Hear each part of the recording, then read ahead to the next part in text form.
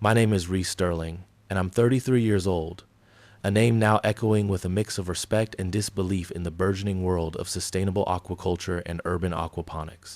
My days are no longer confined to the dusty corners of a backyard garage. They unfold amidst the controlled hum of industrial-scale aquaponic farms, the gentle gurgle of nutrient-rich water flowing between fish tanks and plant beds, and the vibrant, almost alien glow of specialized LED grow lights in my sprawling, state-of-the-art facilities across the sun-drenched valleys of California. I am the founder and CEO of Hydrogenesis Solutions, a company that designs, builds, and manages cutting-edge, AI-driven closed-loop farming systems, a venture I've poured every ounce of my being into, not just from the ground up, but from the very seeds of disdain sown by those who once sought to bury my dreams. If you were to meet me today, you'd likely see a man whose hands, though now often clean of literal dirt, still carry the indelible mark of relentless labor, a visionary whose calm, focused gaze reflects battles fought and victories hard won, not just against technical complexities, but against the insidious, soul-crushing skepticism of those closest to me. Many see my success and imagine a life of effortless triumph, a natural progression of innate talent. But my story began far from these thriving ecosystems, in the opulent yet emotionally sterile dining rooms of Napa Valley, California, where the intoxicating aroma of fine wine couldn't mask the suffocating weight of familial contempt, and where I learned that sometimes the most profound growth springs from the harshest, most unlikely soil. Napa Valley, in my early 20s, was a gilded prison for the soul, a town synonymous with generational wealth, exclusive vineyards, and an unspoken hierarchy dictated by lineage and liquid assets. My wife, Olivia Beaumont, was the iridescent gem of the Beaumont dynasty, a family whose fortunes were deeply intertwined with the ancient, sprawling vineyards and the exclusive high-end hospitality sector that catered to the global elite. Her father, Victor Beaumont, was the undisputed patriarch, a man whose meticulously styled silver hair and custom-tailored Italian suits barely concealed the cold, calculating glint in his eyes. He was a self-made magnate, ruthless, cynical, and utterly convinced that his path was the only path, viewing the world as a ruthless game of acquisition and dominance, with little regard for those deemed unworthy or unproductive. His pronouncements were treated as gospel, his opinions unassailable, and his judgment, once delivered, was a death sentence. My mother-in-law, Isabella Beaumont, was a woman of ethereal beauty and glacial elegance, her life a carefully orchestrated symphony of philanthropic galas, exclusive wine tastings, and maintaining the flawless, untouchable facade of the Beaumont family's pristine social standing. She was a master of subtle, yet devastating, condescension, her every glance and carefully chosen word designed to remind you of your perceived place in their rigidly defined hierarchy. And then there was Olivia's older brother, Sebastian, 35 and dangerously charming, the golden heir, groomed from birth to inherit Victor's vast empire. Sebastian was a carbon copy of his father, ambitious, cunning, and with a dazzling smile that could disarm a hostile takeover, while cleverly obscuring a core of ruthless opportunism and profound entitlement. He viewed every interaction as a transaction, every person a pawn in his relentless climb to power. And then there was me, Reese, the outsider, the idealist, the boy from the wrong side of the tracks, the husband who, despite his quiet devotion to Olivia and his earnest, unwavering passion for ecological innovation, was perpetually, eternally scrutinized, judged, and found grossly inadequate. From the very beginning of my relationship with Olivia in college, I became an unwitting target of the Beaumont family's relentless, unspoken disdain. I came from a modest, working-class background in a small town in Oregon, my parents having instilled in me a deep respect for hard work, intellectual curiosity, and a profound love for the delicate balance of the natural world, principles that stood in stark, almost jarring contrast to the Beaumonts' opulent, materialistic existence and their unyielding belief in the supremacy of inherited wealth. While Olivia pursued a degree in classical literature, a field deemed suitably genteel for a Beaumont, I immersed myself in environmental engineering and aquaculture, drawn to the intricate dance between aquatic life and plant growth, fascinated by the promise of sustainable food systems that could thrive even in challenging environments. I saw the burgeoning potential, the ability to grow nutrient-rich produce and healthy fish in closed-loop systems, to conserve precious water resources, to drastically reduce transportation costs, to mitigate the devastating environmental impact of traditional, large-scale agriculture. But to the Beaumonts, my chosen field was a childish fantasy, a foolish, utterly impractical pursuit that offered no immediate, grand financial returns, no tangible, quantifiable assets. They tolerated me only for Olivia's sake, viewing me as a temporary, inconvenient phase in her otherwise perfectly mapped-out life. Their disdain for my chosen path was a constant, suffocating cloud, an unspoken verdict that hung heavy in every room. My early career was a testament to my unwavering, almost stubborn, belief in the power of aquaponics. I worked tirelessly in university research labs, experimenting with various closed-loop systems, convinced that scalable indoor aquaponic farming was not just a niche concept, but a vital component of the future of global food security. I spent countless hours optimizing water filtration, designing efficient nutrient delivery systems, and researching sustainable fish species. But to the Beaumonts, it remained an esoteric hobby, a quaint, utterly unprofitable endeavor that would never amount to anything beyond a charming, yet ultimately futile, scientific curiosity. They barely acknowledged my achievements, dismissing my published research papers as academic trifles and my small, innovative prototypes as elaborate toys. Their tolerance for me was thin, a fragile veneer maintained only out of obligation to Olivia. Their contempt for my unconventional career choice was a constant, subtle weapon, wielded with polite smiles and dismissive glances. My wedding to Olivia was a lavish, meticulously planned affair, a testament to the Beaumonts' unwavering commitment to social standing and their relentless pursuit of public perfection. I stood at the altar in a custom-tailored suit that felt stiff and alien, looking out at a sea of impeccably dressed, silently judging faces. Olivia, breathtakingly radiant in her designer gown, was my singular anchor, her genuine love and unwavering belief in me the only shield against the constant barrage of their unspoken criticism. She was a whirlwind of intellectual curiosity and quiet strength, her spirit a refreshing contrast to the cold calculation and emotional rigidity of her family. After the wedding, we settled into a charming but modest house on the sun-drenched outskirts of Sacramento, a world away from the opulent, suffocating grandeur of the Napa Valley estates. I immediately converted our detached two-car garage into my makeshift laboratory, a sanctuary where I could pursue my research and experiments, away from their scornful eyes and their constant, insidious judgments. This humble garage, filled with the gentle hum of pumps, the soft gurgle of water, the vibrant glow of specialized grow lights, and the earthy scent of growing plants, became my refuge, my personal Eden, a place where I felt truly alive and genuinely free. The financial pressure from the Beaumonts was immense, a silent, yet undeniably potent weapon. Victor, despite his vast, almost unimaginable wealth, had made it abundantly clear that any significant financial support for Olivia or me was entirely contingent upon me getting a real job, meaning abandoning my research and joining one of his lucrative, yet soul-crushing, real estate or hospitality ventures. Reese, he'd once lectured, his voice dripping with condescension, a man provides for his family not with pipe dreams and pet projects, but with tangible assets and real income. My daughter deserves more than a perpetual student playing with fish in a shed. Olivia, fiercely independent and possessing a quiet, yet formidable strength, refused to let her family dictate our lives, but the strain on our nascent marriage was palpable. We lived frugally, our combined modest incomes from her part-time work at a local gallery and my intermittent research grants barely covering our expenses, while the Beaumonts continued their lavish, ostentatious lifestyle, often flaunting their wealth with thinly veiled contempt.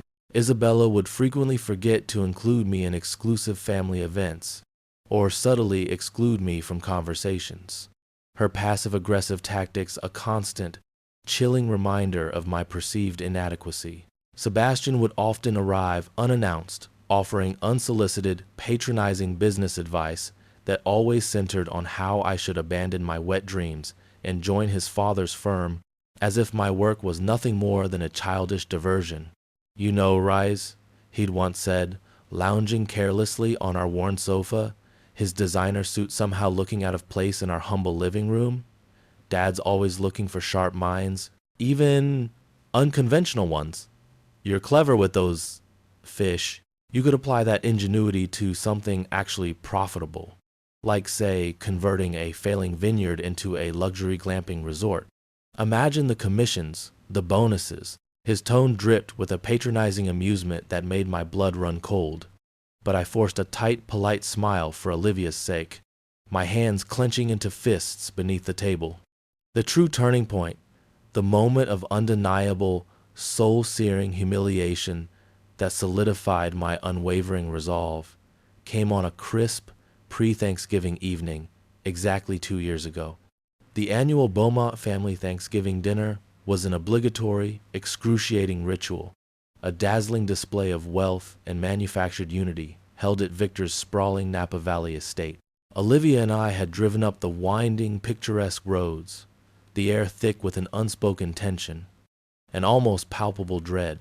I had just secured a breakthrough in developing a novel, incredibly energy-efficient, closed-loop water filtration system for large-scale aquaponics, a system that promised to drastically reduce operating costs and significantly enhance yield.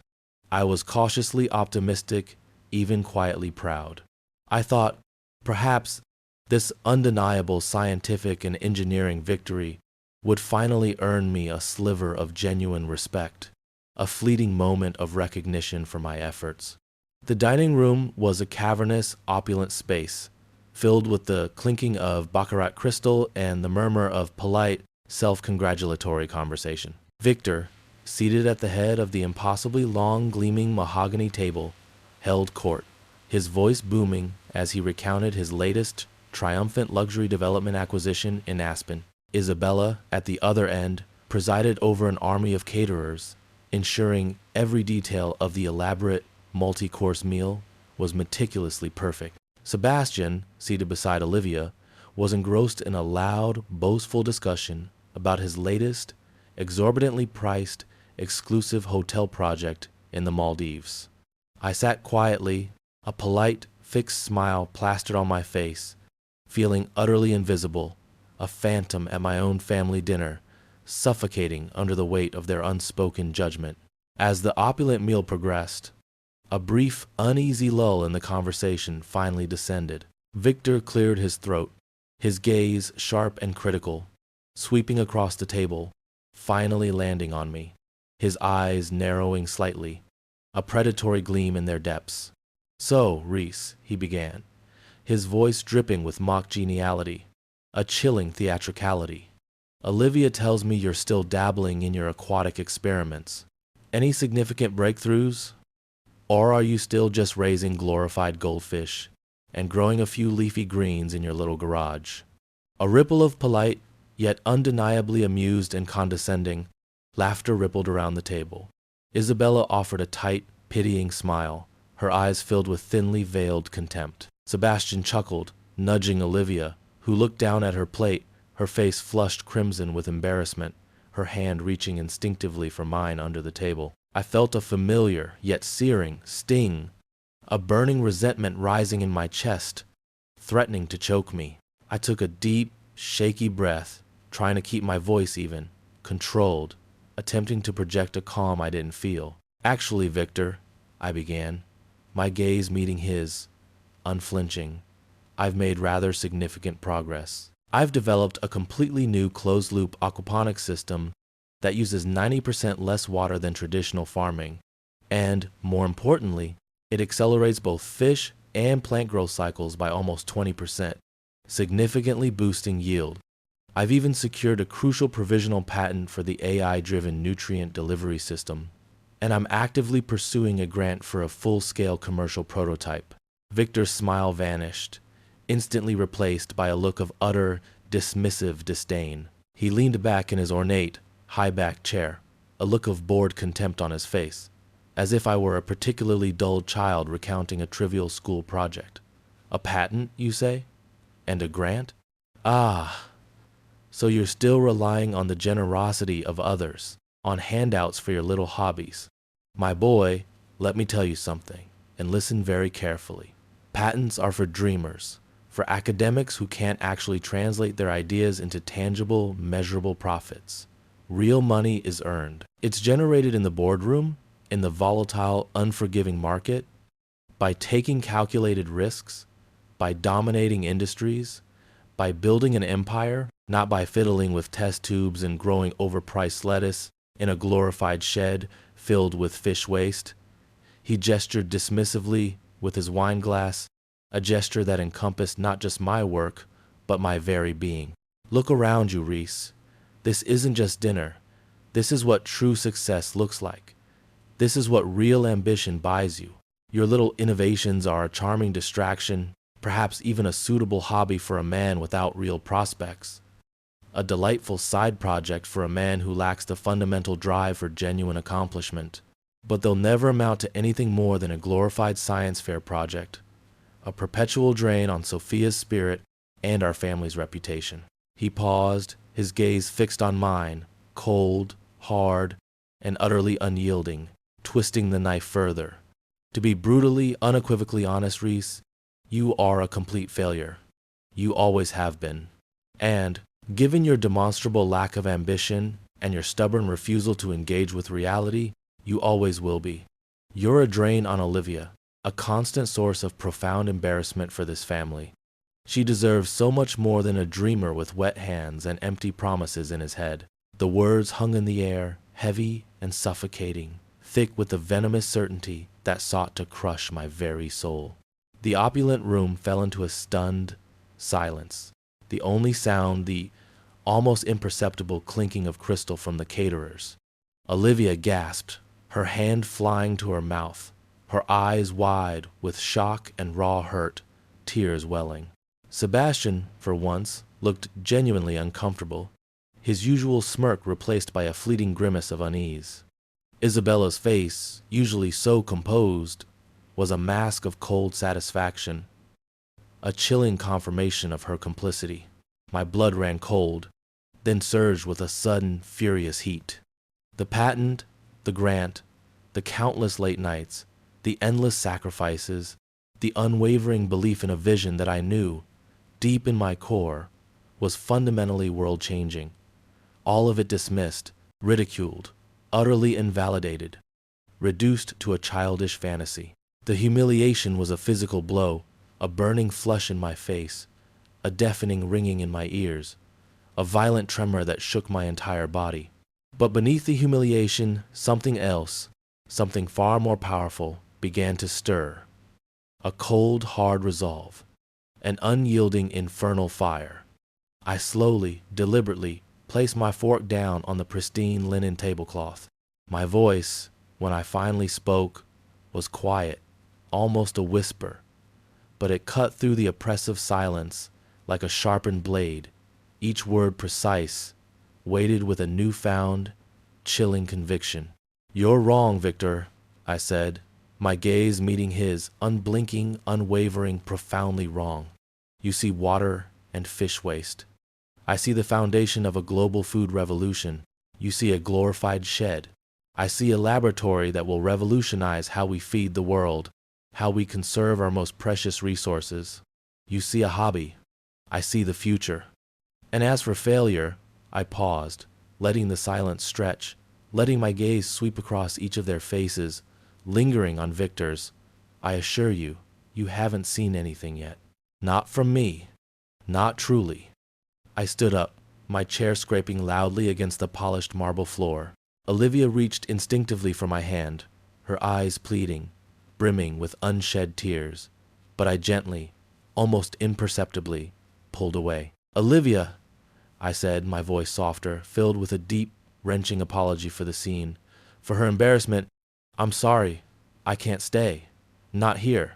Not tonight. I turned and walked slowly, deliberately, out of the opulent dining room, leaving behind the stunned silence, the lingering taste of bitter herbs, and the crushing weight of their contempt. As I walked out the front door, the crisp, cold Napa Valley air, usually so invigorating, felt like a slap in the face. I drove back to Sacramento in a blur, the words complete failure echoing in my mind, not as a condemnation, but as a burning, undeniable challenge, a furious, exhilarating dare. That night, in the quiet, almost sacred solitude of my garage laboratory, amidst the gentle hum of my prototype systems, a singular, unyielding determination took root, hardening into an unshakable resolve. I wouldn't just prove them wrong. I would build something so undeniably successful, so profoundly impactful, so breathtakingly innovative, that their scorn would become nothing more than a pathetic, distant whisper swallowed by the roar of my triumph. I would transmute their poisonous words into my fuel, their arrogant disbelief into my unwavering conviction, my guiding star. This wasn't about mere revenge. It was about absolute, unequivocal vindication. It was about proving to myself, and to anyone who dared to doubt, that true value isn't measured in the size of one's bank account or the superficiality of one's social standing, but in the power of one's ideas, the unwavering commitment to a truly meaningful vision, and the sheer, unyielding force of one's will. The next 5 years were a relentless, almost obsessive, blur of tireless work, unyielding dedication, and incremental, hard-won victories. My garage became my universe, my sanctuary, my personal crucible, and my battlefield.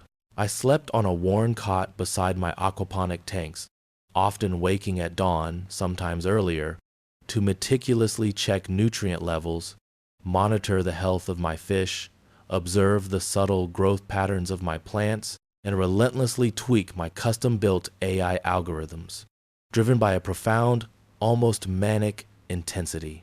I devoured every book, every scientific paper, every technical manual on aquaculture, environmental engineering, machine learning, robotics, and venture capital, absorbing every piece of knowledge, every single data point that could possibly propel my audacious dream forward. I subsisted on instant coffee, cheap takeout, and a diet of sheer, unadulterated willpower and burning ambition. Olivia, despite her family's relentless, almost desperate pressure to abandon me and their constant, insidious attempts to sow discord between us, remained my fiercest advocate, my staunchest ally, my unwavering supporter, my quiet confidant, and my emotional anchor. She brought me warm meals, helped me with the endless administrative tasks that threatened to overwhelm me, and offered quiet, yet profoundly encouraging, words when my spirit flagged, when the weight of the world felt too heavy to bear.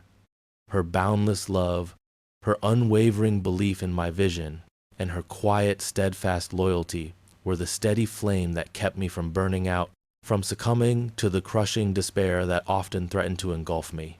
I learned to code with an almost terrifying intensity, transforming my complex conceptual designs into tangible, functional software, an intricate tapestry of logic and innovation. I painstakingly taught myself advanced circuit board design, cutting-edge robotics, and sophisticated data analytics, driven by an insatiable hunger for mastery. My true breakthrough came when I developed a proprietary self-learning AI system, which I christened HydroMind. This revolutionary system was capable of precisely controlling every environmental factor within the closed-loop aquaponic ecosystem, from light spectrum and humidity levels to water temperature, pH balance, and the precise, granular delivery of nutrients, all optimized to achieve unprecedented levels of plant and fish growth efficiency and yield. HydroMind could not only learn and adapt to changing conditions in real time, but could also predict potential imbalances and proactively prevent system failures, making large-scale indoor aquaponic farming not just sustainable, but incredibly profitable and remarkably resilient. I meticulously documented every experiment, every agonizing failure, every triumphant incremental success, building a mountain of irrefutable, empirically sound data that would eventually become my most powerful weapon. Funding, as expected, proved to be my next colossal hurdle.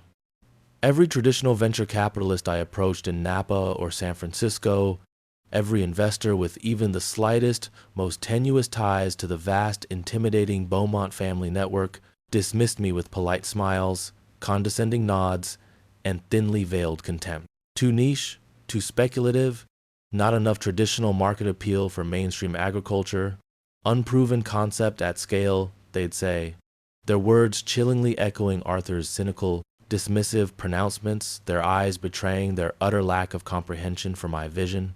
But I refused to yield, refused to be deterred by their short-sightedness. I expanded my search, traveling tirelessly to obscure agricultural tech conferences in the Midwest, pitching relentlessly to small-scale, forward-thinking farmers and independent research foundations, even presenting at university incubators far from the traditional tech hubs. I learned to distill complex scientific concepts and intricate engineering designs into compelling, accessible business proposals, honing my presentation skills, enduring countless soul-crushing rejections, each one a painful reminder of Arthur's damning words. My first real tangible break came from an unexpected source, a serendipitous encounter at a dusty agricultural tech conference in rural Nebraska. An elderly, eccentric, but incredibly brilliant agricultural robotics engineer named Dr. Elara Thorne, no relation to my wife's family, thankfully, who ran a small, independent research lab dedicated to sustainable food systems. She had heard about my innovative water filtration system and my nascent AI concepts through a mutual contact and, intrigued by my audacious vision, invited me to visit her remote yet incredibly well-equipped lab. Dr. Thorne, a woman with a wild shock of silver hair and eyes that sparkled with fierce intellect and boundless curiosity, saw beyond the humble garage operation. She saw the future, an elegant fusion of biology and technology. She became my invaluable mentor, sharing her vast encyclopedic knowledge of agricultural robotics and automation, opening crucial doors to her invaluable network of forward-thinking contacts in the industry, and, most importantly, offering me a small but absolutely crucial initial seed investment, an act of faith that breathed life into my struggling venture. "Reese," she'd said, her voice raspy with age and wisdom, her eyes twinkling, "true innovation isn't found in a boardroom. It's found in the quiet persistence of the mind, in the unwavering belief that something better, something truly revolutionary, is possible, even when everyone else dismisses you as a fool." Her words were a much-needed balm to my weary, bruised soul, a powerful antidote to the years of corrosive scorn. With Dr. Thorne's invaluable backing, her unwavering belief in my potential, and her crucial intellectual contributions, I refined my hydromine system, rapidly scaling it up and building a larger, more robust prototype in a rented, sprawling warehouse facility on the outskirts of Sacramento. I secured a few critical pilot projects with local organic grocery chains and high-end restaurants, painstakingly demonstrating the incredible efficiency, the superior quality, and the unparalleled freshness of my vertically farmed produce and sustainably raised fish. The results were nothing short of astounding, exceeding all expectations. Significantly higher yields, dramatically faster growth cycles, astonishingly reduced water consumption, up to 95% less than traditional farming, and absolutely pristine, pesticide-free, nutrient-dense produce and flavorful, healthy fish, harvested daily. Word, like wildfire, began to spread through the tight-knit agricultural tech community. Hydrogenesis solutions began to gain serious, undeniable traction. Initial press coverage, initially skeptical, quickly shifted to effusive praise, focusing on my truly innovative technology, then on the astounding, game-changing results we were achieving. I garnered substantial, multi-million-dollar early-stage investments from forward-thinking venture capital firms who possessed the foresight to recognize the immense, untapped potential in scalable, sustainable, localized food production, a rapidly growing market demand. I meticulously assembled a brilliant, diverse, and fiercely dedicated team of engineers, botanists, aquatic biologists, AI specialists, and business strategists who not only shared my unwavering passion and audacious vision, but also embodied the same core values of integrity, innovation, and perseverance. Together, we built our first full-scale commercial aquaponic farm facility, a gleaming, multi-story structure that hummed with a quiet, vibrant life, a beacon of sustainable innovation, a stark, undeniable contrast to my humble, forgotten garage. One crisp autumn morning, as I stood on the viewing deck of Hydrogenesis Solutions' newly completed multi-million-dollar flagship research and development facility in Silicon Valley, a towering, climate-controlled ecosystem that was not just revolutionizing urban food supply, but was being hailed as a blueprint for global food security. My phone rang. It was Victor Beaumont's executive assistant. Her voice, usually composed, even imperious, was now laced with an unmistakable tremor of urgency, almost desperation, barely concealing a hint of barely suppressed panic. The Beaumont Group, once an impenetrable fortress of old money and unshakable power, was facing unprecedented, catastrophic challenges. A cascading series of disastrous, environmentally destructive luxury resort investments in increasingly water-scarce regions, fueled by Victor's notoriously short-sighted vision and Sebastian's reckless, almost criminally negligent, disregard for environmental impact studies and changing climate realities, were now facing massive, insurmountable regulatory fines, crippling lawsuits, and widespread, furious public backlash from environmental groups and outraged local communities. Their water-intensive vineyards were suffering from prolonged droughts. Their once lucrative land deals were now toxic, unsellable assets, and their stock was plummeting at an alarming, irreversible rate. Their carefully constructed empire was on the absolute brink of total collapse. They were desperate. They needed a miracle. And apparently, with a chilling irony that bordered on poetic justice, they believed I, Rhys Sterling, the complete failure, was their only, last, and most improbable hope. The assistant outlined a proposal, meticulously crafted, a thinly veiled, almost pathetic plea for survival disguised as a strategic business opportunity. They wanted to explore a strategic partnership, leveraging Hydrogenesis Solutions' unparalleled expertise in sustainable agriculture and water management to rehabilitate their environmentally ravaged, now worthless, resort properties and vineyards, and, crucially, to mitigate their colossal mounting financial losses. They spoke with uncharacteristic humility of a joint venture, a mutually beneficial collaboration, a chance to diversify their portfolio and embrace the future of sustainable enterprise. It was everything they had ever denied me, everything they had once mocked, now dangled before me like a desperate, almost comical lifeline.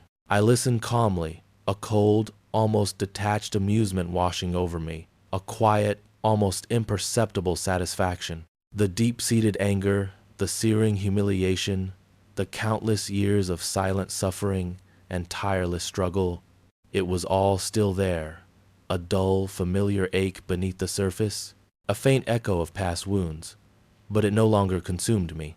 I had channeled that corrosive pain into building something real, something profoundly meaningful, something that stood in stark, undeniable contrast to the hollow, destructive legacy of the Beaumont name.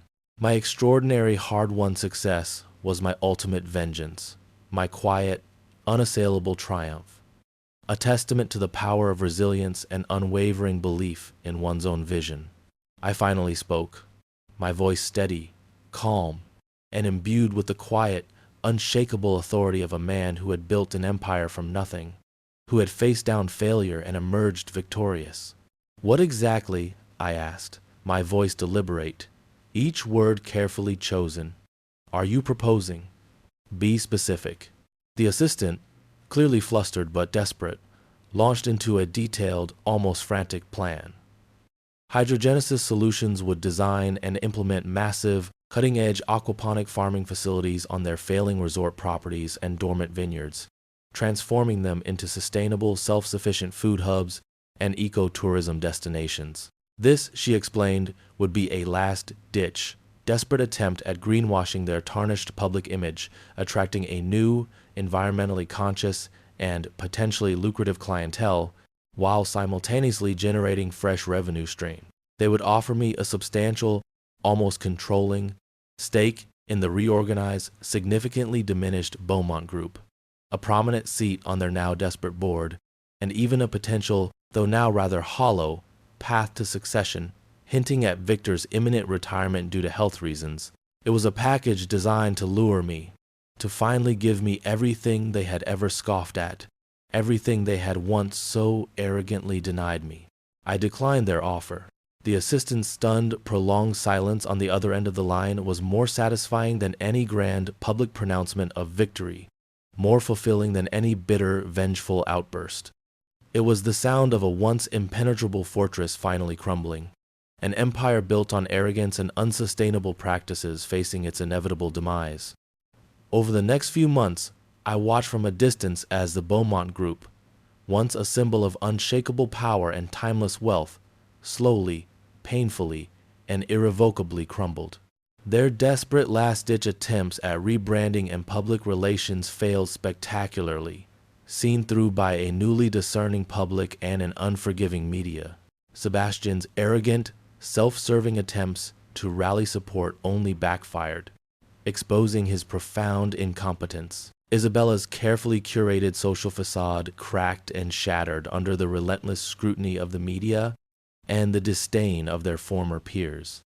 And Victor, the once indomitable patriarch, watched his empire, built on greed, hubris, and a fundamental disregard for the planet's delicate balance, finally collapse under the crushing weight of its own unsustainable practices and his past cynical pronouncements. There were no gloating phone calls from me, no vindictive public statements, no triumphal press releases. Their demise was a natural, inevitable consequence of their own profound choices. A chapter I had long ago closed. A legacy I had not only transcended, but fundamentally disproven. I continued to focus relentlessly on hydrogenesis solutions, my passion for sustainable agriculture and cutting-edge environmental technology burning brighter than ever, fueled by a profound sense of purpose. My company thrived, expanding globally, partnering with governments, nonprofit organizations, and indigenous communities to address pressing issues of food insecurity, water scarcity, and environmental degradation. My groundbreaking designs won prestigious international awards, and my firm became a widely recognized beacon of ethical innovation, a true force for positive change in the world. I had built not just a highly successful business, but a movement, a powerful legacy of profound, tangible impact on the planet and its people. One crisp, clear autumn afternoon, as I stood on the sprawling rooftop garden of Hydrogenesis Solutions' main headquarters in Boulder, watching the bustling city below, a new kind of satisfaction settled over me. It wasn't the fleeting high of financial success or public acclaim, though those were undeniably present. It was the quiet, profound joy of creating something truly valuable, something that nourished, literally and figuratively, rather than consumed, something that healed and sustained rather than destroyed. Olivia, standing beside me, her hand warm and firm in mine, squeezed gently, her eyes filled with an unspoken pride and an unwavering, unconditional love that transcended all past pain. Our marriage, once strained by external pressures and the insidious manipulations of her family, had blossomed into an unbreakable partnership, a resilient bond built on shared values, profound mutual respect, and an unshakable belief in each other's inherent worth. Years later, a quiet, almost hesitant, and unmistakably fragile email arrived in my personal, highly secure inbox. It was from Sophia, my wife's sister, who had always maintained a distant, yet subtly supportive, relationship with Olivia and me. She informed me that she had received a letter from her father, Arthur, from a modest, almost anonymous retirement community in a remote corner of the Arizona desert. He wrote of his profound regret, his deep-seated shame, and his agonizing, belated realization of his past mistakes, his profound misjudgment of me. He spoke of watching Hydrogenesis Solutions' meteoric rise, of seeing the profound, tangible, positive impact I was making on the world, and how it had finally, brutally, forced him to confront the utter hollowness of his own ambition, the devastating emptiness of his legacy. He admitted, with a humility I had never thought possible from him, that his cruel, dismissive words at that Thanksgiving dinner had haunted him, a painful, tormenting echo of his own ingrained insecurities and fundamental failures, a constant reminder of his greatest error in judgment. He acknowledged, finally, unequivocally, that he had been utterly, profoundly, devastatingly wrong about me, about my vision, about my potential. The letter was devoid of demands, simply a raw, honest plea for understanding, a quiet, desperate hope for forgiveness. I didn't reply immediately. I needed time to breathe, to process the enormity of his admission, to truly consider the possibility of extending grace, even a sliver of it, to a man who had inflicted such deep, festering wounds, who had once sought to crush my spirit entirely. Eventually, after much introspection and many quiet conversations with Olivia, I wrote back. My tone was measured, carefully chosen, honest, and perhaps, surprisingly, tinged with a hard-won sense of understanding, of earned wisdom, that only true resilience can bestow. I acknowledged his pain, his belated remorse, but I also made it unequivocally clear that the past, however genuinely regretted, could not be erased, could not be undone. I did not offer a sudden, sweeping embrace of forgiveness, no tearful reunion, no immediate invitation back into my life or into the life of Hydrogenesis Solutions. Instead, I offered a cautious, conditional olive branch, a willingness to acknowledge his words, to recognize his genuine, albeit agonizingly belated, remorse, and to communicate if he truly desired, but strictly on my own terms, in my own time, on the bedrock of genuine, verifiable, and sustained change. My communication ended there, leaving the next step, if there was to be one, entirely up to him. My story is not one of bitter revenge, but of unwavering resilience, profound self-discovery, and the transformative power of choosing your own path, of defining your own success. My father-in-law's brutal words, his damning declaration of my failure, were a devastating blow, a searing wound that almost crippled me, but they also became the catalytic fire that forged my purpose, the crucible in which my true strength, my unwavering conviction, and my unshakable vision were tempered and hardened. I learned through bitter experience that true success isn't about accumulating vast material wealth or external validation from those who fundamentally misunderstand you, but about creating genuine, lasting value, finding your true calling, and standing firm, unyielding, in your convictions, even when the entire world, and those closest to you, try with all their might to tear you down, to bury your dreams under a mountain of scorn.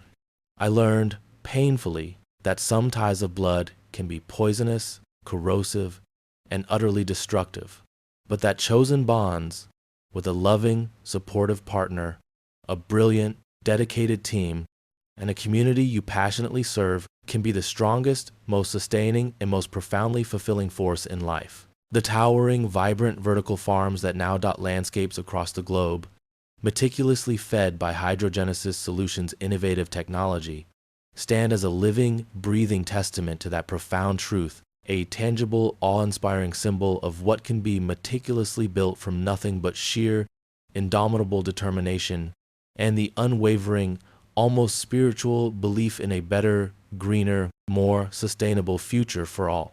And in that creation, in that constant striving for positive, lasting impact, in the quiet, profound satisfaction of a life truly lived with purpose and integrity, I finally found the undeniable peace and extraordinary success that had once seemed utterly, impossibly out of reach. My greatest triumph was not just building a multi-million-dollar company. It was building a life where I am truly, unequivocally, wonderfully free. a life defined by my own vision, my own values, and my own hard-won, indelible legacy.